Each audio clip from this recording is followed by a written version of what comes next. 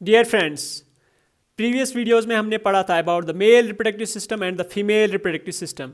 आज हम डिस्कस करने जा रहे हैं इस वीडियो में about the process of fertilization. So fertilization क्या होती है?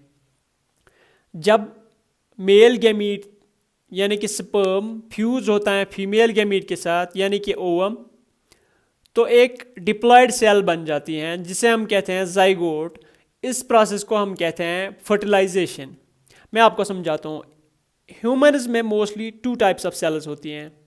एक होती है नॉर्मल सेल जिसे हम कहते हैं सोमैटिक सेल या नॉर्मल सेल।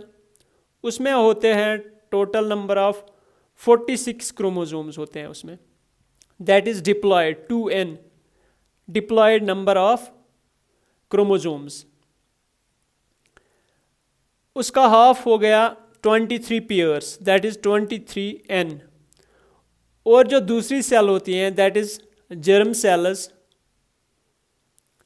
और सेक्स सेल्स, उसमें होते हैं ओनली 23 यानी हैप्लॉइड नंबर ऑफ क्रोमोसोम्स होते हैं। हाफ नंबर ऑफ क्रोमोसोम्स होते हैं सेक्स सेल्स यानी जर्म सेल्स में। सो जो मेल होता है मेल गैमीट उसमें भी 23 क्रोमोसोम्स होंगे और जो फीमेल गैमीट यानी कि ओवम उसमें भी 23 होंगे। सो जब ये आपस में फ्यूज होते हैं मिक्स होते हैं सो 23 + 23 = 46। सो जाइगोट जो होता है वो होता है डिप्लॉयड, उसमें मेल के भी 23 और फीमेल के भी 23। So it becomes like normal cell. तो फिर ये जाइगोट आगे डिवाइड होता है तो उसमें क्या होता है फिर आगे जाके उसी से फीटस बन जाता है। So this fertilization it is the process of fusion of the sperm that is the male gamete. जो मेल गैमीट है उसे हम स्पर्म कहते हैं with an ovum that is the female gamete. So female gamete होता है ovum और egg cell to form a diploid cell called zygote. तो बन जाती हैं ये डिप्लॉयड सेल जिसमें 46 क्रोमोसोम्स होंगे जिसे हम कहते हैं जाइगोट। उस प्रोसेस को हम कहते हैं फर्टिलाइजेशन। सो उसमें कुछ स्टेप्स होते हैं। फर्स्ट स्टेप जो है वो है कॉपुलेशन। कॉपुलेशन मीन्स मेल और फीमेल का फिजिकल होना।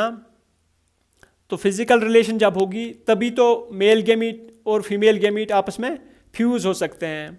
उसके बाद जो है second step that is sperm movement. Sperm movement यानी स्पर्म कैसे मूव करता है in the female reproductive tract.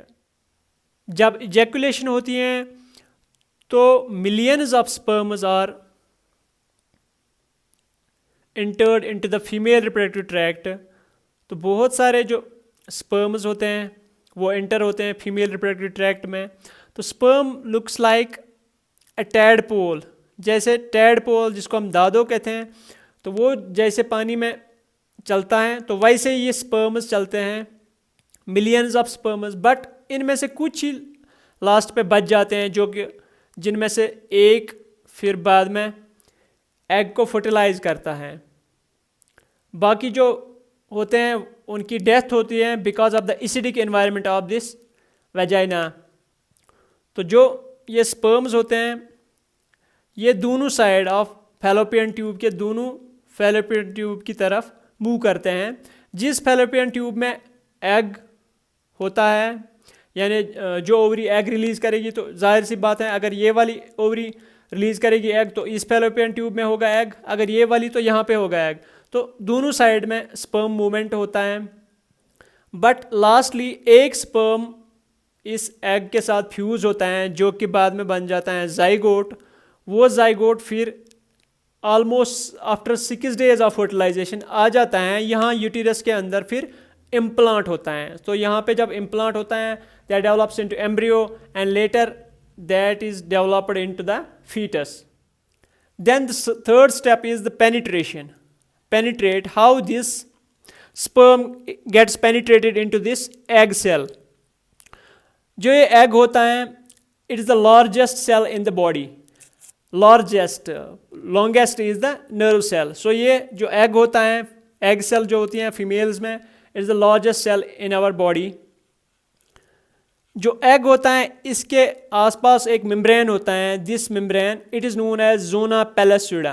Zona pellucida ये एक नॉन सेल्यूलर एक कवरिंग है, पॉलीथीन जैसे एक कवरिंग होती है एग के आसपास, और उसके बाहर कुछ लूजली सेल्स होती हैं, वो भी एक लेयर अराउंड एग फॉर्म करते हैं, उसे हम कहते हैं कोरोना रेडिएटा।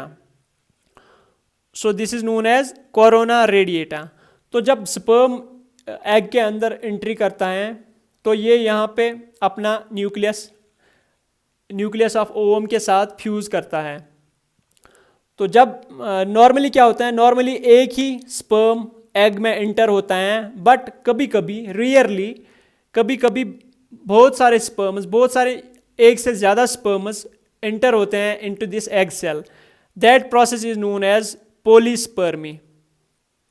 पॉलीस्पर्मी। जब more than one sperm enters into this egg cell, that is known as polyspermy। तब हम उससे कहते हैं polyspermy, but this occurs rarely। normally क्या होता है, एक ही sperm egg के अंदर enter होता है। so ये होते हैं penetration of the sperm into this। then जो चौथा स्टेप है, that is the fertilization। fertilization में क्या होता है, जो न्यूक्लियस यानी कि क्रोमोसोम्स मेल और फीमेल यानी ओवम और स्पर्म के जो क्रोमोसोम्स हैं वो फ्यूज़ होते हैं आपस में। जब ये फ्यूज़ हो गए तो ये बन गया, that is known as zygote. जैसे मैंने अभी बोला आपको 23 + 23 मेल के स्पर्म के होंगे और 23 फीमेल यानी एग के होंगे। So that becomes 46, that is diploid cell. So zygote होती हैं एक डिप्लॉयड सेल। तो यहाँ पे क्या होती हैं, फर्टिलाइजेशन कंप्लीट होती हैं। ये सारी जो प्रोसेस होती हैं ये होती हैं फैलोपियन ट्यूब्स में, फैलोपियन ट्यूब के अंदर होती है। उसके बाद क्या होता है, ये जाइगोट जो होता है ये डिवाइड हो जाता है, it gets divided into many sales.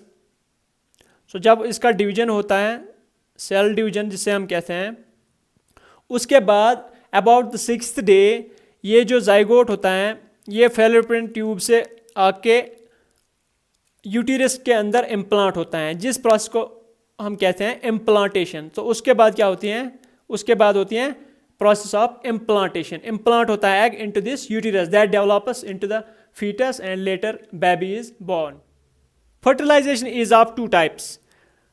Fertilization which takes place inside the female body is called internal fertilization। जब fertilization फीमेल बॉडी के अंदर होती है तब हम उससे कहते हैं इंटरनल फर्टिलाइजेशन। एग्जाम्पल्स उसमें ह्यूमनस है, काउ है, डॉग, बर्ड्स में जो एग वो ले करती हैं that is the fertilized egg. उसमें पहले फर्टिलाइजेशन होती है फीमेल बॉडी के अंदर, बाद में वो एग ले करते हैं। Then fertilization in which the fusion of male and female gamete takes place outside the body of the female is called external fertilization. जब फर्टिलाइजेशन होती है यानी फ्यूजन होता है, मेल और फीमेल गैमीट का फ्यूजन होता है फीमेल बॉडी के बाहर, outside the body of the female, तब हम उससे कहते हैं एक्सटर्नल फर्टिलाइजेशन। उसमें एग्जांपल आते हैं एक्वेटिक एनिमल्स जैसे फ्रॉग है, फिश है, स्टार फिश है। फॉर एग्जांपल अगर हम फ्रॉग की एग्जांपल ले लेंगे तो उसमें क्या होता है, फीमेल फ्रॉग्स एग ले करती हैं पानी में, उसमें ऐसे एग्स वो ले करती हैं, बहुत सारे एग्स ले करती हैं। तब क्या होता है, जो मेल फ्रॉग है तो मेल फ्रॉग उसके ऊपर बाद में स्पर्म्स डालता है। जब उसके ऊपर स्पर्म्स वो डालता है तब उनकी फर्टिलाइजेशन होती है पानी में, तो वो बाद में डेवलप हो जाते हैं इनटू टैडपोल्स। आपने देखा होगा पानी में होता है ऐसे टैडपोल्स जो बाद में बनते हैं फ्रॉग, तो वो उनमें होती हैं एक्सटर्नल फर्टिलाइजेशन फीमेल बॉडी के बाहर। देन एक टर्म है जिससे हम कहते हैं in vitro fertilization. In vitro fertilization कहते हैं हम आउटसाइड द बॉडी, यानी फर्टिलाइजेशन जब बॉडी के बाहर होती है। फॉर एग्जांपल जब किसी ह्यूमन फीमेल में कैपेसिटी नहीं होती है, मतलब प्रेग्नेंट नहीं रह सकती हैं, तब क्या होता है, तो डॉक्टर उनको मशवरा देता है, तब उनमें फर्टिलाइजेशन पॉसिबल होती है because of the in vitro fertilization. तब उनसे एग लिया जाता है, तो फीमेल बॉडी से एग लिया जाता है और मेल से स्पर्म लिया जाता है। तो इनका फ्यूजन जब होता है टेस्ट ट्यूब के अंदर इनका फ्यूजन होता है, तो ये बनाते हैं जाइगोट। तो टेस्ट ट्यूब के अंदर जब जाइगोट बन जाता है तो वो जाइगोट वो अबाउट 1 वीक तक वहाँ पे डेवलप होता है इनसाइड दिस टेस्ट ट्यूब। फिर क्या होता है, फिर यही जाइगोट इंटर किया जाता है इनटू द फीमेल यूटिरस। फिर वो विदाउट सर्जरी फीमेल यूटिरस के अंदर डाला जाता है। फिर वो बाद में डेवलप होता है इनटू ए बेबी। तो यहाँ पे हम इससे कहते हैं test tube babies, test tube babies. Term कुछ अजीब सी लगती हैं, टेस्ट ट्यूब बेबीज यानी बेबी टेस्ट ट्यूब के अंदर डेवलप हुआ, but this is incorrect. Actually क्या होता है, खाली फर्टिलाइजेशन होती है, fertilization takes place inside the test tube, fertilization होती है इन दिस टेस्ट ट्यूब। उसके बाद जो जाइगोट बन जाता है 1 वीक के बाद, 1 हफ्ते के बाद वो ही जाइगोट फीमेल यूटिरस के अंदर डाला जाता है, जो के बाद में डेवलप होता है into foetus, then a baby can be born.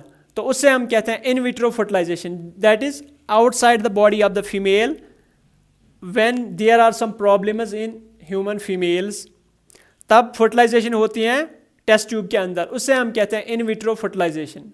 So this is all about the process of fertilization.